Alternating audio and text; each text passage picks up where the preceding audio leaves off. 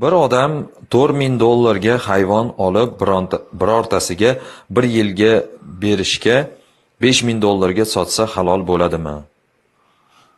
Bismillahirrohmanirrohim. Alhamdulillah va salatu vassalamu ala sayyidina Rasulillah. Albatta bu narsa odam o'zi bir narsani sotib olib, o'ziga olgandan keyin qabz degan masala bor. Savdo sotuv masalasida dinimizdagi, shariatimizdagi qattiq talablardan biri. Siz bir narsani sotib oldingiz, undan keyin o'zingizga oldingiz, qo'lingizga qabul qilib oldingiz.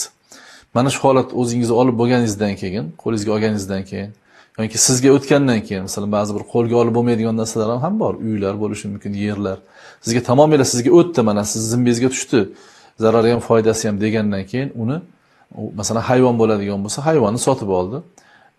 Ba'zi bir urflarda arqonini almashtirish bilan sizga o'tadi. Arqonni almashtirib sizga o'tgandan keyin siz endi uni to'liq mulk egasi hisoblanasiz. Xohlasangiz naqqa sotasiz, xohlasangiz nasiyaga sotasiz, xohlasangiz uyga borib boqasiz, xohlasangiz so'yib yuborishingiz mumkin, xohlasangiz birovga hadya qilib yuborishingiz mumkin. Shuning uchun hayvon oladimi, mashina oladimi, nima olsa ham savdo bo'lsin, bo'lgandan keyin o'ziga o'tsin, ya'ni qabz masalasi topilsin, holati undan keyin ana nasiyaga xohlagancha sotishlari mumkin bo'ladi. Vallohu a'lam.